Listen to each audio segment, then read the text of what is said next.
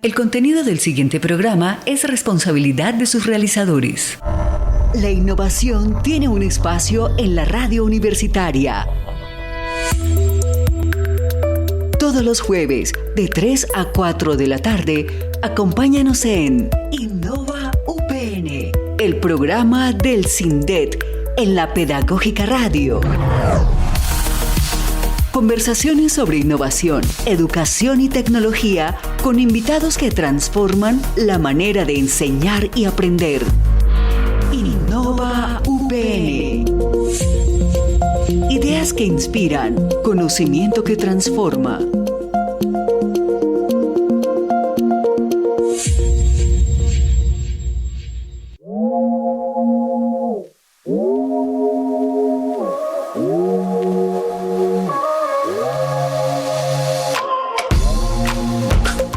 Señoras y señores, muy buenas tardes. Bienvenidos a este programa de jueves en la tarde Innova UPN, este programa del Centro de Innovación y Desarrollo Educativo y Tecnológico de la Universidad Pedagógica Nacional. Estoy en presencia ausente no molecular.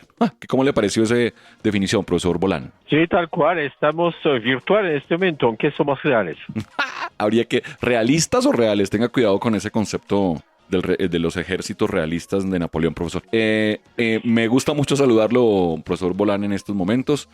Teníamos una invitada, infortunadamente se le presenta un tema de último momento, como a todos, nuestra querida Miriam Fernández, que ha sido colaboradora en el ministerio, en la secretaría, en temas de TIC y de todo el tema, y es también asistente, y más que asistente, consultora en temas de tecnología y educación. Bueno, después la invitaremos nuevamente a estos espacios para que comparta con nosotros, profesor Felipe. No, sí, un placer. Hoy vamos a hablar de IA de nuevo, porque ya es algo que dejó de ser de laboratorios y que están en todas partes. Entonces, en la política, en la guerra, lo vimos, la cultura y en la educación.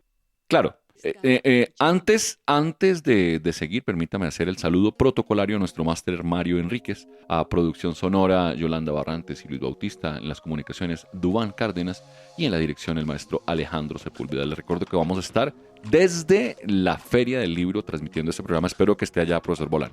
¿Cuándo es? Repite para que los auditores puedan participar. El 29. Desde el 21, a partir del 21. Nosotros vamos a estar el 21, pero toda la Feria del Libro va a estar aquí, UPN Radio, para que usted, si va a la feria, pero yo le enviaré su respectiva invitación, profesor. Bueno, el tema de hoy me parece que es súper importante a propósito de una noticia que dio España, pero es el paso de la IA a convertirse ya no en un negocio, sino en propiedad pública. La IA como propiedad pública, y esto nos lleva a la pregunta desde la pedagógica: ¿cuál es el papel de la educación? Pero hablemos de la primera parte. En este momento la IA es un negocio privado. ¿Es o no es verdad? Tal cual, está en manos de grandes corporaciones, entonces que pueden regular, que pueden orientar al público, y no vemos que está sirviendo el interés general.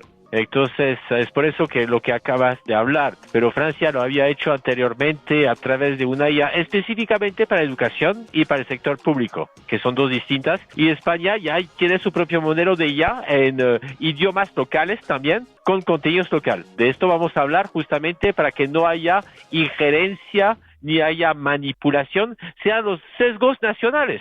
Ajá. Nuevamente volviendo a la identidad de la bandera, la patria, el territorio, que sea lo mismo, pero en términos de la inteligencia artificial. Ahora, ¿cómo decir que la IA ha estado en el mando de grandes corporaciones tecnológicas? Digamos que la inteligencia artificial se convierte en este momento en un bien privado. ¿Y cómo es ese paso a pensarse en bien público? Es decir, además de ser un negocio que en este momento dicen no es tan rentable por la cantidad de tokens que se consumen, a pesar de que se paga, etcétera, etcétera, que estaba mirando los reportes de ganancias que son grandes, pero no son todavía rentables con la rentabilidad, disculpen la redundancia, que se espera, pero todavía no está en su punto de equilibrio en términos de inversión-ganancia la inteligencia artificial. Lo que sí es verdad es lo que estás comentando, de que efectivamente hay sesgos de raza, de género, de todo lo que significa pensarnos en un modelo extranjero.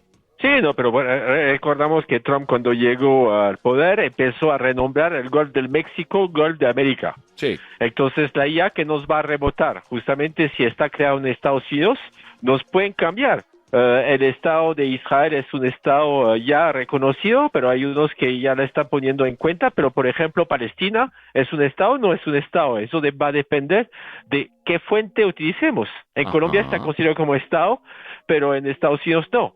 Entonces, eso es importante en este momento de justamente el tema de soberanía de los datos, de la información. Es por eso que se está hablando, como tú dijiste, de bien común.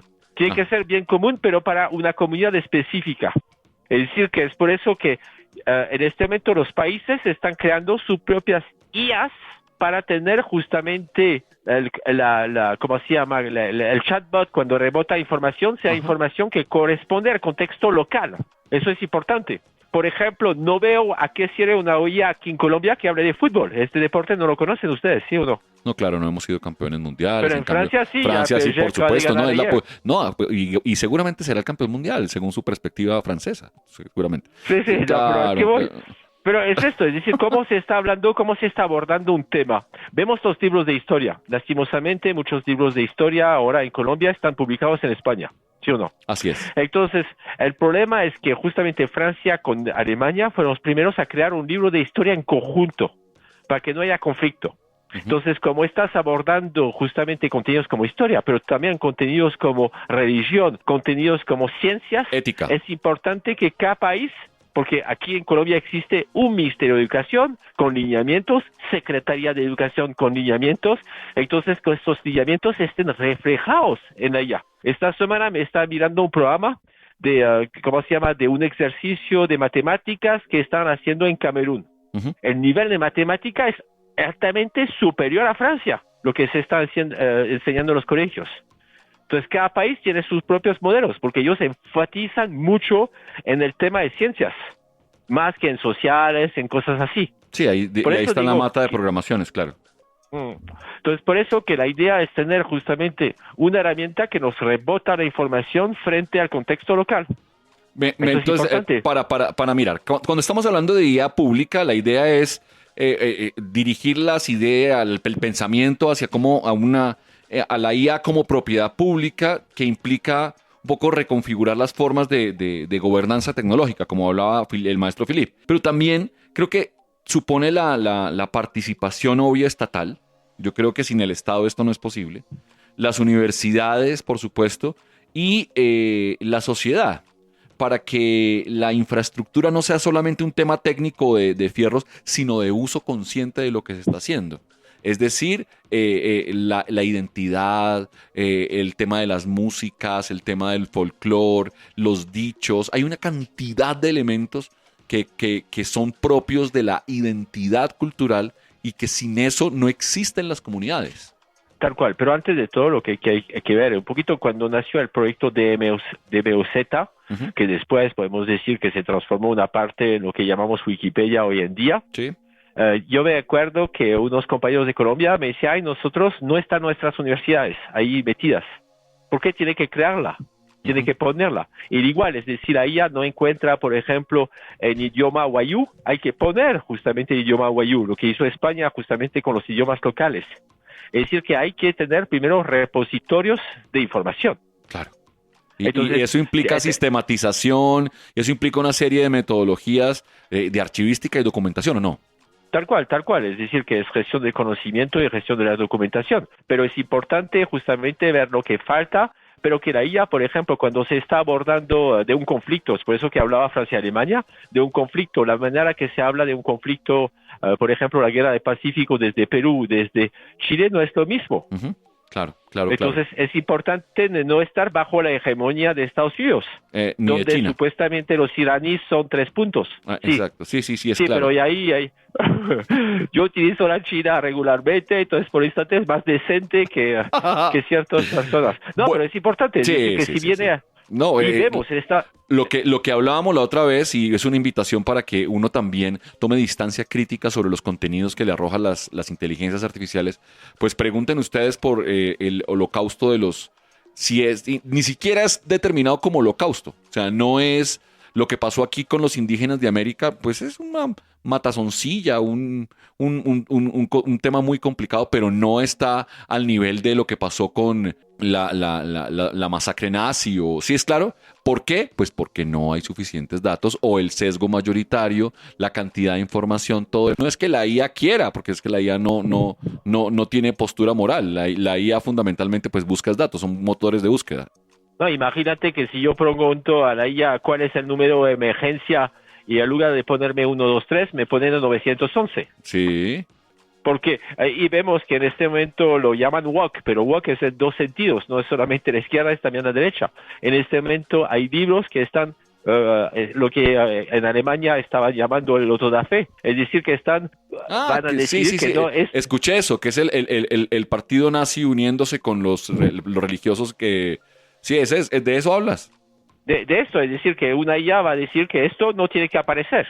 Como dices, una historia, por ejemplo, de las matanzas que hubo con las comunidades indígenas, entonces puede desaparecer totalmente o puede ser visto con otro lenguaje. Entonces cada cultura tiene que cuidar. Entonces yo creo que es por eso que me gustó bastante un proyecto que se lanzaron para elecciones aquí, que montaron una IA específicamente para el sector de indígenas.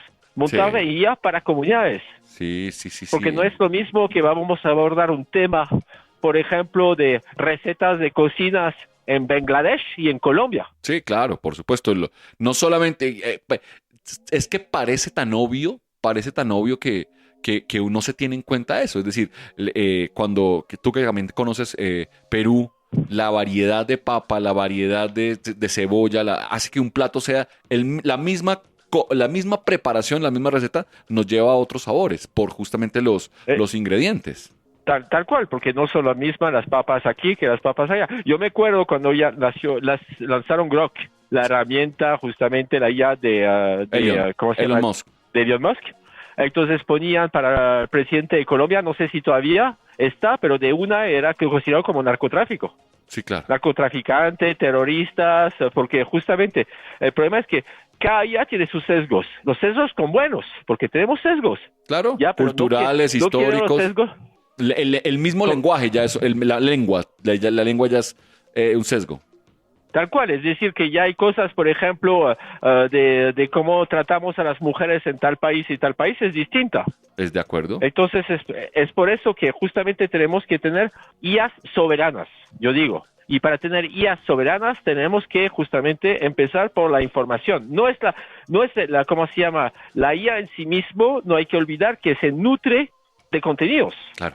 Yo creo una IA, justamente, tenemos una IA operacional en este momento que solamente va a buscar libros que le puse y va a mi wiki. Creo una wiki solamente sobre el tema de apicultura. Entonces, si tú le preguntas cuál es el resultado de ayer del partido de fútbol de PSG contra Liverpool, no te lo va a dar, ni el presidente de Colombia, pero te va a dar información precisa, pero precisa de fuentes que yo escogí con mis propios sesgos. ¿Cuál es la diferencia entre eso y un agente? O sea, porque lo que estás definiendo es un agente. Agentes inteligentes, son agentes inteligentes. O sea, son agentes. Ok, es un agente inteligente. Yo estoy hablando de agentes inteligentes. Ok. Sí, pero cuando hablamos de IA tenemos que hablar de los agentes, es decir, que cuáles son entonces las fuentes de información. Después ponemos el agente que va a decir, yo chupo la información solamente de tal ministerios. Ok. ¿Ya? O de tal, por ejemplo, voy a chuzar la información solamente de Google Scholar, pero puede ser que Google Scholar hay bastantes revistas que son dudosas.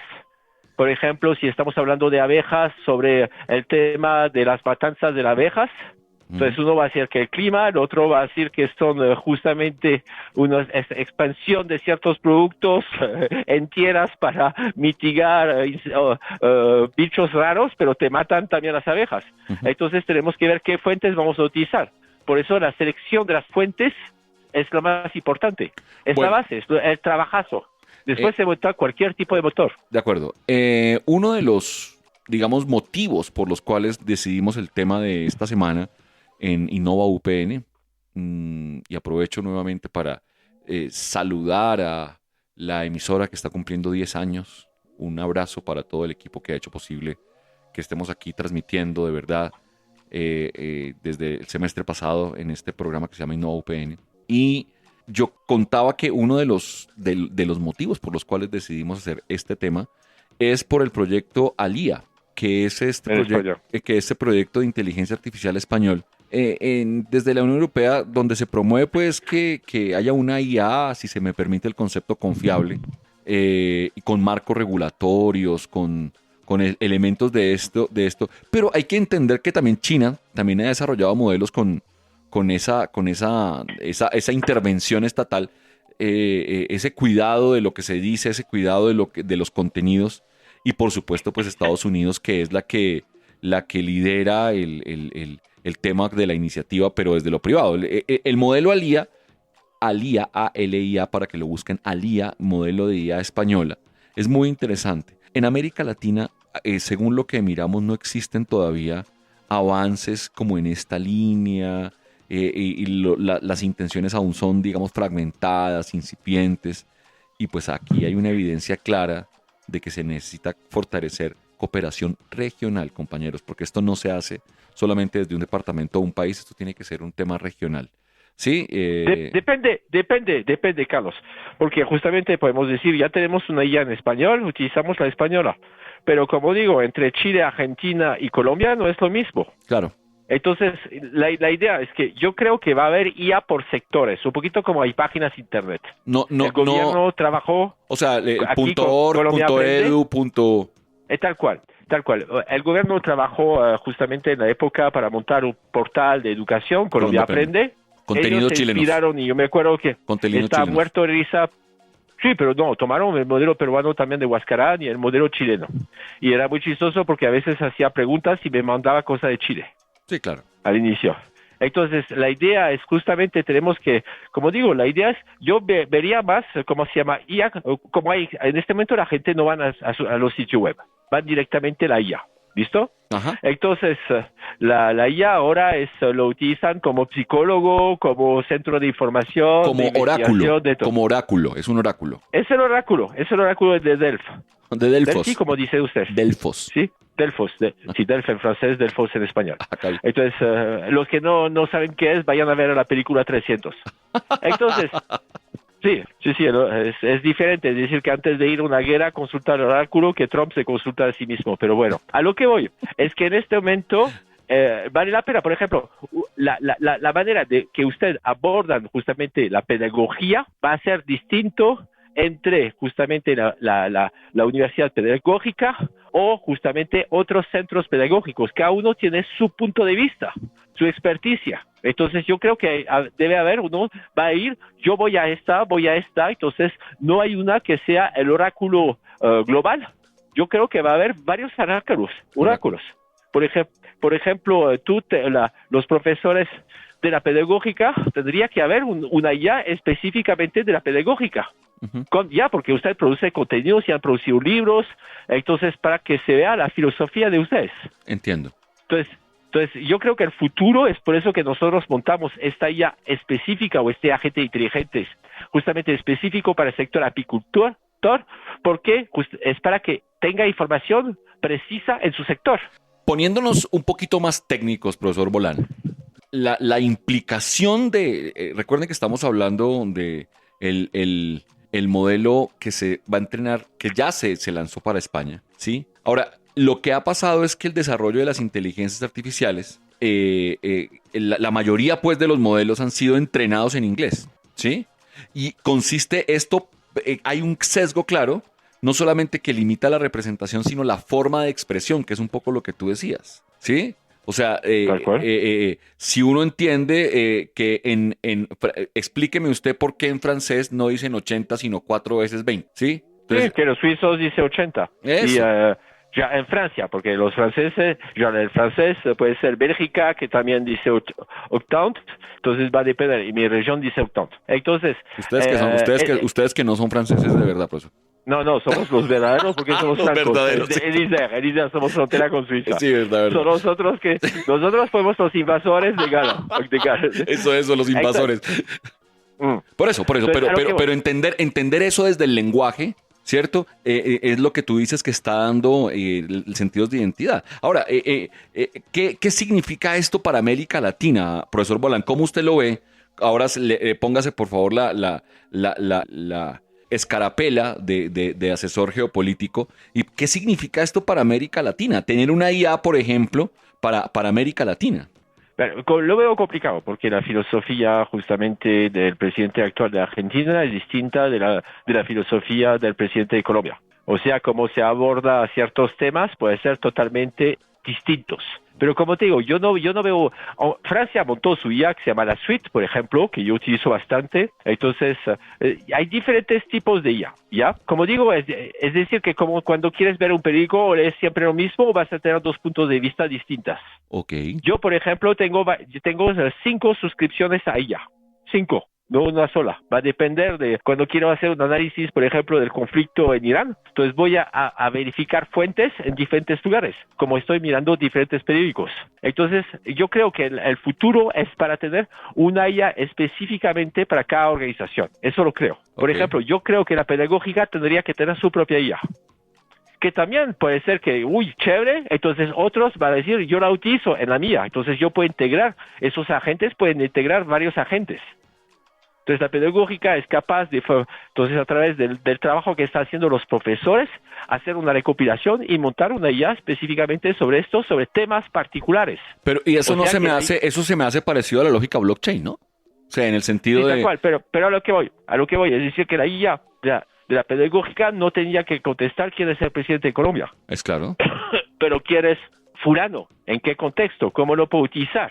¿Ya? Cómo montó un curso de química, de física, de cualquier cosa. Es decir, tener justamente una IA, yo veo los agentes justamente muy especializados. Como por ejemplo, yo tengo IA desde años, ¿ya? Lo tengo para jugar ajedrez. ¿Listo? Sí. Esta IA sabe hacer ajedrez, no más. Es una IA muy especializada. Entonces, es la IA general que hablan. Yo creo que es un peligro. Claro, porque busca generalidades, justamente. Y es ahí, donde alucina. Obviamente. Es decir, que el futuro, es decir, que lo que está haciendo España es interesante, lo que está haciendo Francia es más interesante porque la IA que han creado, que se llama la Suite, que no solamente es su IA, es diferentes herramientas de autonomía. Entonces, lo que han creado es para los funcionarios públicos, principalmente. Entonces, por ejemplo, en este momento nosotros vamos a estar en campaña electoral para elegir los delegados de los franceses del exterior. ¿Listo? Okay. Es como un alcalde local. ¿Listo? Sí. Entonces, ya hay normas, hay diferentes cosas. Entonces, si tú vas al sitio web de la embajada, no te dan las fechas, es decir, no hay suficientes cosas. Tú vas al servicio público francés, hay demasiada información, ¿ya? Entonces, ¿dónde busco? Que aquí una IA, a partir de qué día, cuánto puedo gastar, qué puedo hacer, Entonces, yo puedo preguntar justamente cosas muy precisas sobre la temática. Entonces, la IA que me va a acompañar para poder hacer de manera legal la campaña electoral. Entiendo. O sea, a futuro estás diciendo que las IA especializadas serán una especie de lo que están haciendo hoy las apps. Tal cual. En este momento, los únicos que ganan plata, pero mucho dinero en IA, es IBM. ¿Por qué? Y de lejos. ¿Por qué? Porque tiene IAs especializadas en el sector de salud, por ejemplo. Y en sector militar, ¿no? IBM no está trabajando en el sector militar. Militar es más Palantir. Palantir. Sí. Es más Palantir, que está haciendo matanzas en diferentes países porque hacen cálculos matemáticos. Y tienen derecho, para un militar, pueden matar 10 civiles. Y ese es el parámetro. Por derecho. Ahí vemos los parámetros. La IA de Palantir, pero es que toda las IA se mueven con patrones, parámetros, repeticiones. Exacto, o sea, no es... Lo que pasa es que, claro, tiene un sesgo moral, pero claramente es un parámetro, un patrón. Técnicamente es un patrón. Sí, entonces tiene una característica que tú puedes decidir, ¿ya? Entonces aquí decide que justamente se permite para matar a un militar, matar 10 civiles. Ya está dentro de los parámetros. Eso muchos países puede ser que no lo acepta, pero es el parámetro casi que decidió la ONU. Ajá. Ya. Por eso que justifican ciertos ataques en Líbano en este momento. Entonces es el peligro. Entonces, por eso que, como digo, tenemos que hacer nuestras propias IAs que corresponden a nuestras propias decisiones. Entonces, la que es de campaña, después se puede añadir el tema de cómo hago mis impuestos, cómo hago tal cosa, cómo hago tal cosa. Entonces, es una IA específicamente de servicio público, lo que se montó en Francia. Y la propuesta de integración de esas IAs, es decir, ¿quién va a integrar las IAs? Cada una se va integrando según las necesidades, porque ya estamos hablando ya estamos hablando de singularidad, entonces. Yo tengo aquí nuestro compañero Mario tendrá IA especializada para temas de edición de sonido, para temas de manejo, de gestión de una emisora digital, no lo sé. Tal cual. ¿Y dónde van a...? Cada una tiene... Yo tengo 10 IAs. ¿Y quién las integra? ¿Mi propia IA? No, pero por ejemplo, mira. Es un poquito el portal FUN, F-U-N, que montó el Estado francés sobre el tema de formación. Un poquito nuestro Coursera. Sí, lo conozco. Entonces, tú montas, por ejemplo, la Universidad Pedagógica va a montar una IA específicamente en pedagogía. Ok. La Universidad del Bosque va a montar una especialista en medicina. De acuerdo. La Milana. Entonces, cada uno, un poquito lo que se creó en Francia, que se llama science.gouv.fr, ciencia.gov.fr. Es decir, que la ministra en la época decidió reunir todos los portales buenos al nivel de ciencia y tecnología. Escogió. Entonces el Estado después escoge y dice, la pedagógica son realmente los duros ahí. Entonces escojo, implemento justamente este agente en mis agentes. Entonces cuando va a buscar información sobre pedagogía, lo busca ahí directamente en los repositorios de la Universidad Pedagógica, porque es la fuente validada. Eso te iba a decir. ¿Y quién valida las fuentes? Ahí, por ejemplo, lo que se está haciendo en España es directamente el gobierno que dice reunir diferentes información de diferentes fuentes. Ok, qué interesante. ¿Cuál es el doriente aquí en pedagogía? ¿Cuál es el doriente en medicina? Sí. ¿Cuál es el doriente en explicar lo que es el servicio de justicia? Que puede ser el Ministerio de Justicia o puede ser la universidad. Cualquiera que trabaje el tema. Oiga, profesor Bolán, se nos ha pasado rápido el tiempo. Déjeme ir a una pausa institucional de corte y ya regresamos aquí a Innova UPN, este programa del Centro de Innovación y Desarrollo Educativo y Tecnológico de la UPN.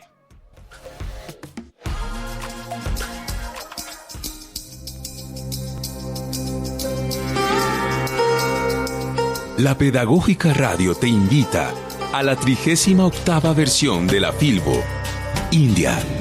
País invitado.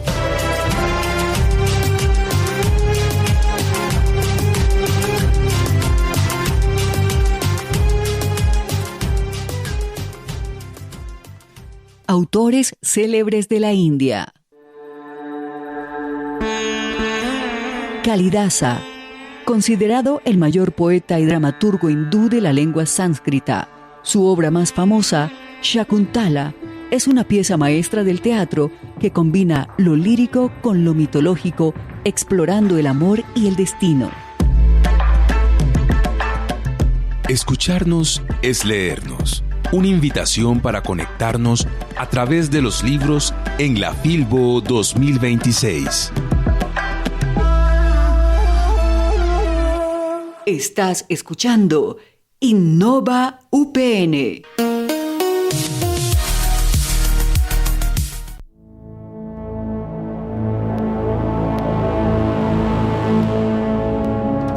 Agéndate los jueves a las 3 de la tarde con Innova UPN.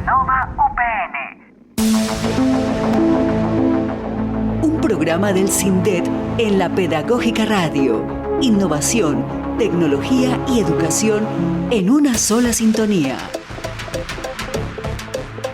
Innova UPN.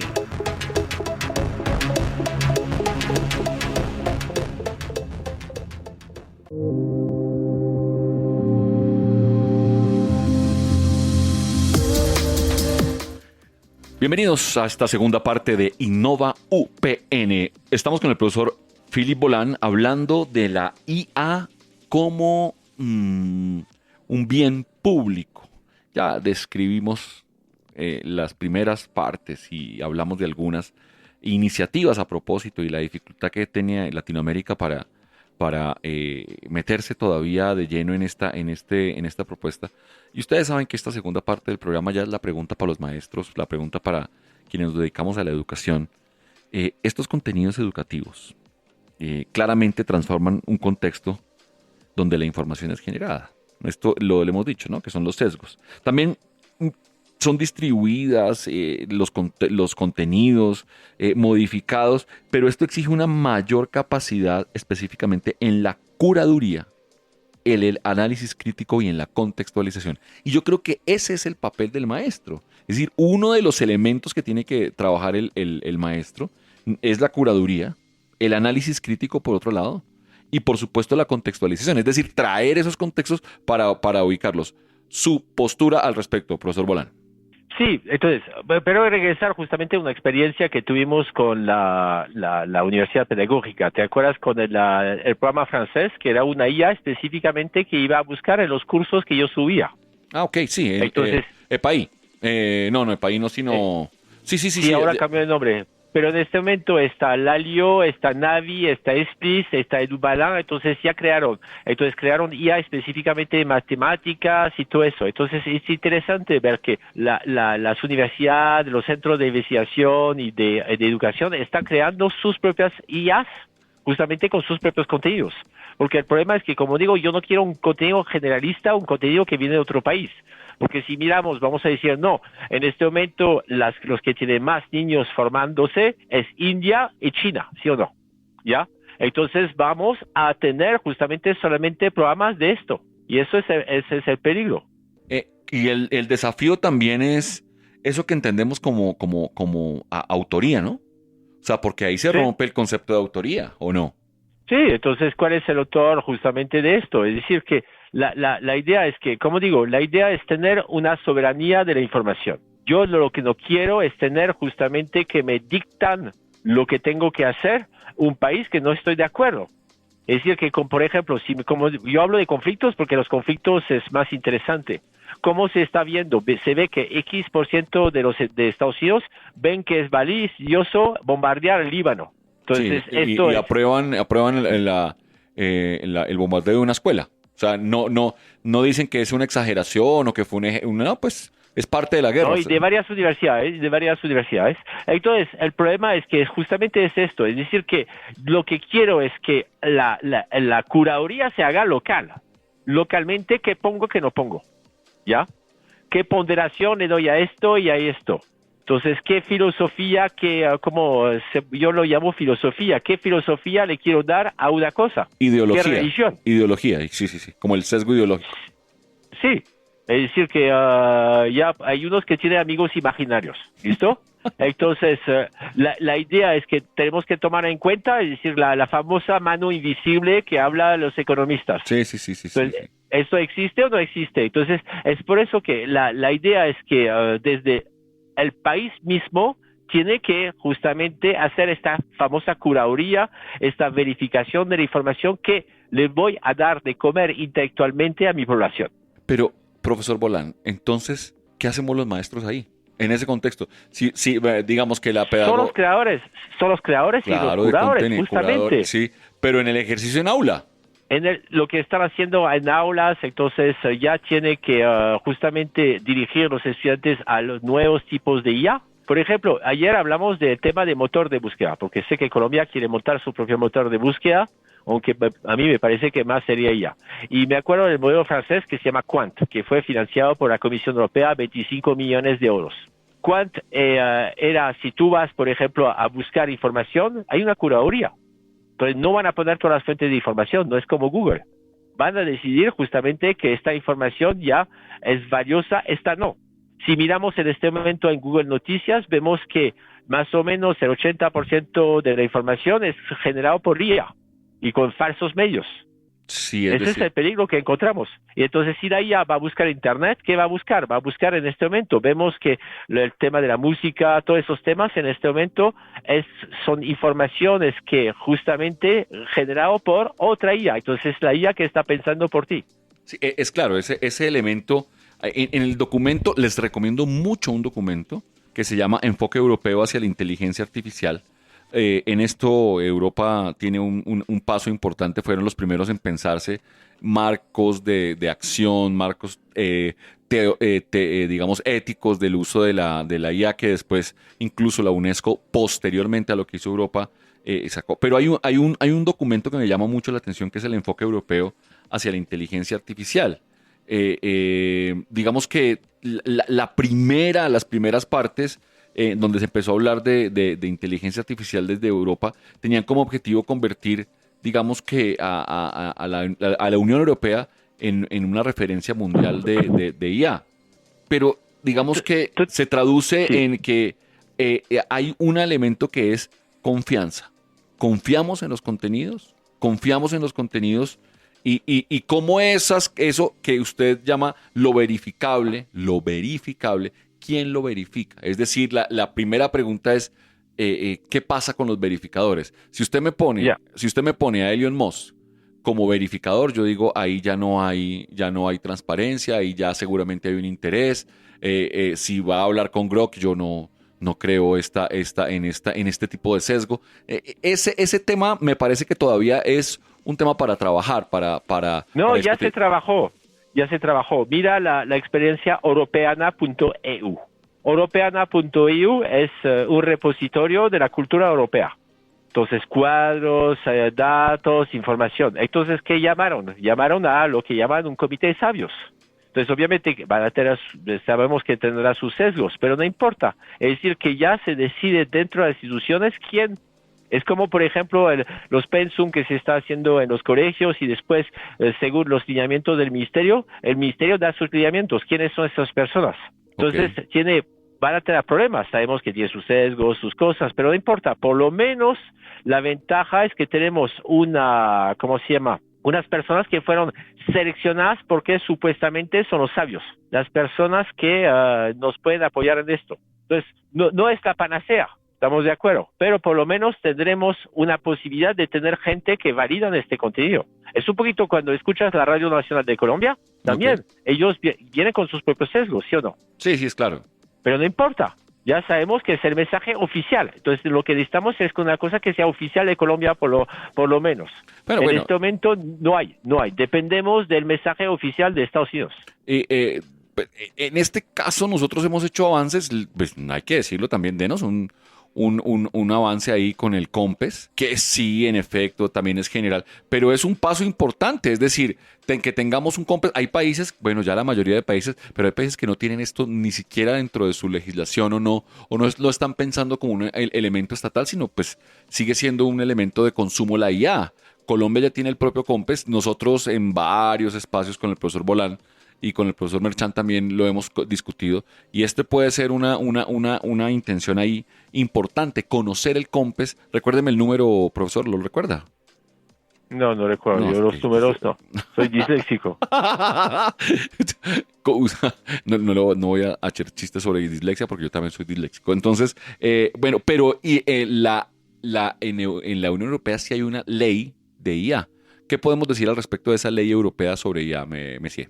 El problema es que la ley llegan después que las cosas se han hecho y hay cosas nuevas que llegan. Entonces siempre la ley va a estar atrasada. Lo vemos en todo el tema de tecnologías disruptivas. Eso es, pero la ventaja es que un marco legal que nos permite saber dónde ir y dónde no ir. Entonces se sabe, por ejemplo, está diciendo esto sí, esto no. Por ejemplo, no vamos a utilizar la IA para matar a gente, aunque ya lo está utilizando en este momento en el conflicto Rusia-Ucrania. Entonces, el problema es que, como digo, es bueno de tener esta famosa, lo que llamamos ética. Uh-huh. Pero la ética, como digo, depende del país. La ética en este momento en Israel no es la misma la ética que en Europa, ¿sí o no? Claro que no. Sí, señor.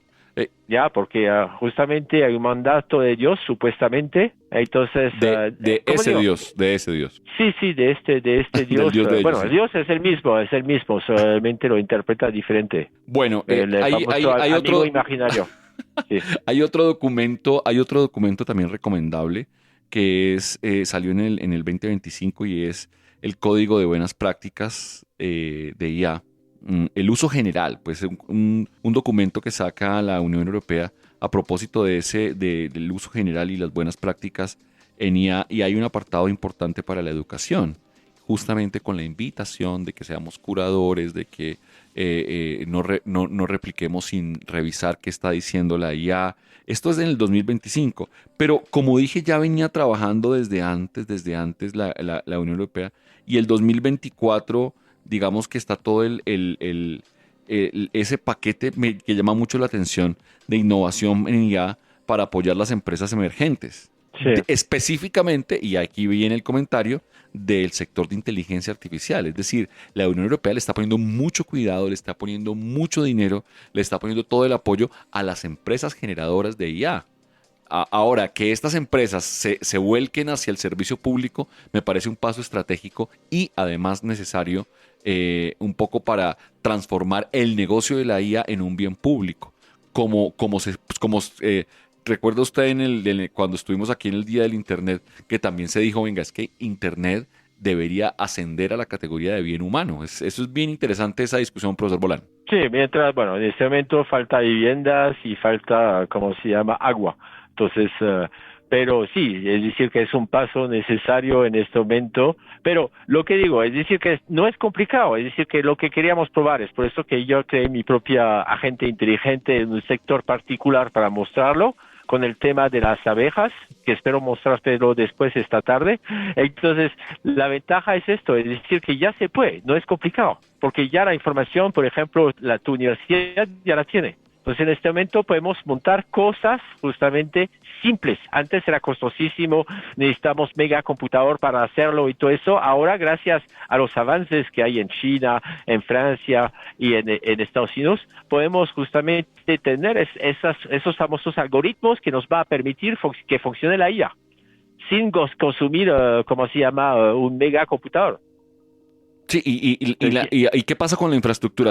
Porque estamos ya viendo carros eléctricos, ya estamos viendo, todavía no llegamos a los drones, pero ya pronto, pero eso se requiere infraestructura. Tal cual.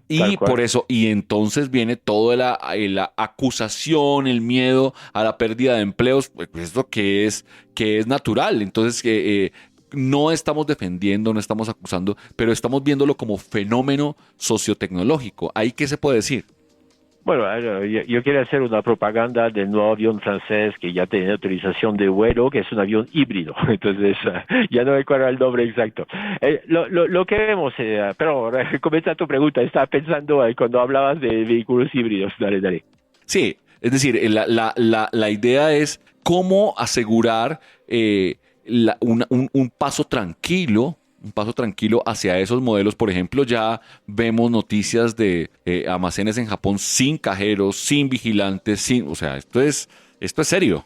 Eso es serio. Lo que está pasando en este momento es una cosa totalmente, ¿cómo se llama?, disruptiva, porque vemos que en Estados Unidos ya 30% de los ingenieros ya fueron a regresar a su casa y Colombia decidió de formar 1 millón de personas en el tema de programación. Entonces tenemos que ver cómo anticipamos el futuro. ¿Vamos a necesitar psicólogos? Sí, pero en este momento se está haciendo por IA.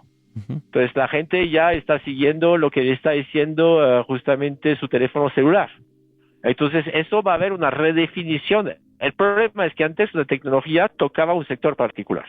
Hoy en día toca todo. Ya sabemos que de aquí a 10 años ya no va a haber chofer de taxi en Bogotá. Ok. ¿Sí o no? Eso va a desaparecer. El tema de educación, mucha gente está haciendo educación a distancia, entonces no va a ser un humano, va a ser una máquina. Claro. Porque justamente para manejar 100 estudiantes va a ser mucho más fácil hacerlo de esta manera. Sí, o sea, tú decías de alguna forma que los pilotos de los aviones están ahí para que la gente esté tranquila. Tal cual. Tal cual. Y en este momento, pero tal cual, en este momento justamente lo vemos con Irak y con otros. En este momento puedo mandar de una sola vez y manejar una sola persona 100 drones. ¿Sí o no? Claro. Ya, el problema es que no aterrizan bien. Lo que vemos es no están aterrizando bien. Pero el avión en este momento ya se puede programar desde hace años. Más bien se necesita es decir, que yo me acuerdo que yo hacía aterrizajes, pero ya era joven, en Cayena, porque me dejaban manejar el 747 para ir a Cayena, no para Colombia, porque era más difícil la pista en esta autorización especial, pero hacíamos aterrizaje, pero todo está casi programado. Y cuando trabajé en la dirección de vuelo, hacíamos programación, y el piloto ponía esto y podía irse a dormir. El único problema es que si pasaba un problema que no estaba contemplado, ahí lo necesitamos. Por fuera es ahí donde servía la formación. Pero ahora lo pueden hacer a distancia. Bueno, les recomiendo una página muy interesante en donde está toda la información sobre el proyecto Alia, A-L-I-A, Alia. El artículo se llama Alia y los modelos fundacionales. Lo encuentran en esta página que se llama datos.gov.es. Ahí en esta página, la repito, datos.gov con B labial, .es. Ahí está un tema. Señor. ¿Cómo se escribe gobierno en español? Con con B larga, por favor. ¿Y por qué aquí en Colombia es con B chiquita? Pues por esa hegemonía, porque los dominios son gringos, profesor. Tal cual. Ahí empieza. Pero, aquí aceptaron los dominios gringos, pero en España no, porque en España es .gov con B larga y .es, y aquí es .gov. Sí, .gov. Ahí estamos, justamente, vamos a tolerar esto, porque la gente ahora van a escribir gobierno con B chiquita. Sí, government. ¿Ya? Sí. Pues ahí está justamente lo que muestra que se está cambiando a través de la Internet, a través de esos nuevos medios de comunicación, justamente la mentalidad de la gente. Es clarísimo. Como digo, hay muchos niños que le preguntamos cuál es el número de emergencia, nos va a decir 911. Sí, por supuesto.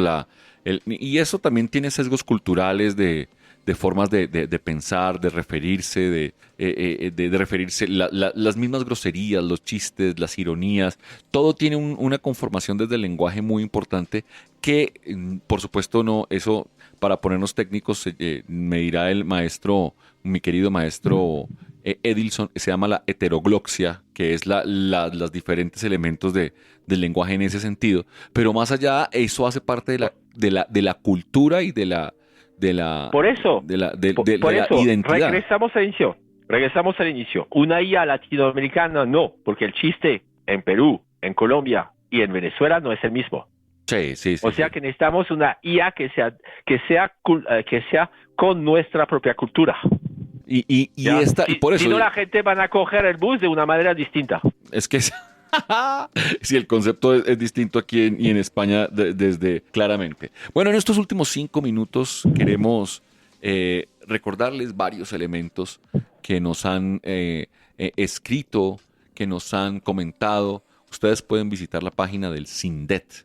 Los invitamos a seguir nuestro canal CINDET en YouTube. Tenemos nuestro canal y ahí hacemos diferentes tipos de contenido, como bien lo decía el profesor Boland, especializado para maestros, para la comunidad de maestros. Y a propósito, pronto haremos un programa que se llama IA Educativa. Búsquenlo en YouTube.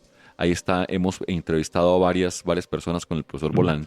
Y pronto haremos la versión de este semestre. Y por supuesto, ahí mismo en YouTube, en YouTube Podcast, puede usted encontrar las 20 emisiones de este programa, incluyendo esta versión que tuvimos hoy a propósito de IA pública. Monsieur Boland, desde ya para finalizar en estos últimos 5 minutos, el tema del costo, hablemos de dinero. ¿Qué tan costoso es para un país implementar una IA como la que se está, digamos, promoviendo? Que esto es un tema no solamente de infraestructura, de cables, de servidores, sino realmente de hecho se llaman modelos grandes, así se llaman técnicamente. No, sí, pero espera, ahí es, ¿cuánto cuesta extraer petróleo en Francia y cuánto cuesta en Colombia? Porque en Colombia es más fácil porque está. El tema es primero los insumos ya están. Después, los motores ahora son gratuitos. Ya puedo implementar diferentes tipos de motores. Entonces, Meta acaba de sacar uno. Yo utilizo los motores chinos. Ya, como digo, no es la IA china, es un motor interno. Entonces, la información no sale de mi servidor. Y después, justamente, entonces, ¿cuánto cuesta al nivel de recursos? Horas de trabajo. ¿Cuánto cuesta al nivel de dinero? 0. Es decir, y toda la implementación, ahí está el negocio. Es esto, es la implementación. Lo que hice yo, y la pueden mirar mi IA que está en Colmena DAO, entonces hay que estar suscritos para verla y todo eso, porque lo que va a costar es la banda ancha. No más. Ok. El uso. No más. Y la electricidad del servidor. Claro. No más. La idea es que la voy a hacer redundante, entonces para que no se caiga, va a estar en diferentes servidores. Espero que esté en el servidor también de la pedagógica, pero va a estar en el servidor del CITAL. Entonces la idea es esto, es decir, que ya ponen nodos, pero el costo real no es. El costo es el costo de lo que se gastó muchos años, que era la digitalización del contenido. Ya lo tenemos. Hay muchos libros colombianos, hay muchos manuales. Y la cartilla que vamos a hacer, por supuesto, también va a estar ahí. Sí, la cartilla, los libros que el profesor Carlos López publica, entonces que vamos a encontrar en la Feria del Libro, imagino. Sí, por supuesto. Entonces toda esta información ya existe. La idea es justamente unirla.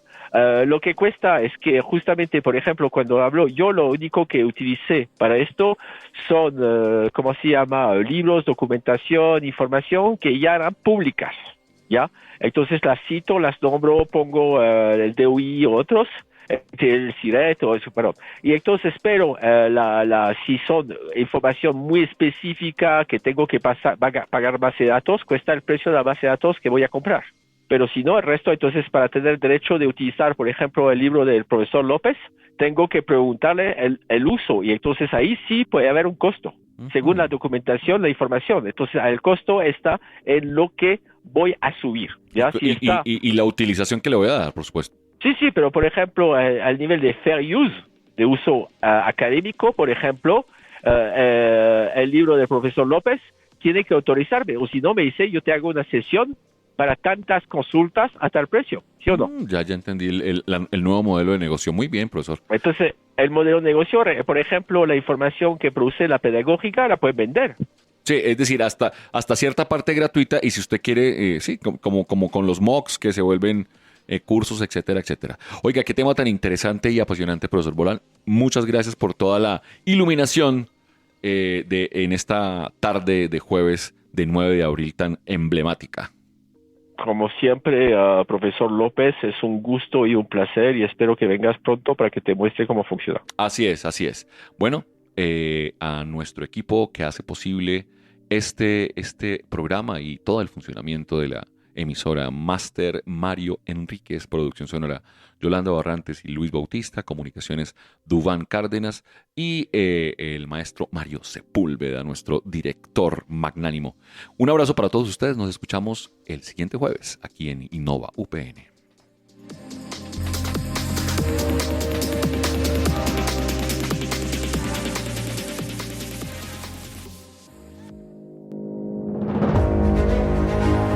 La Pedagógica Radio, una década tejiendo voces, construyendo saberes.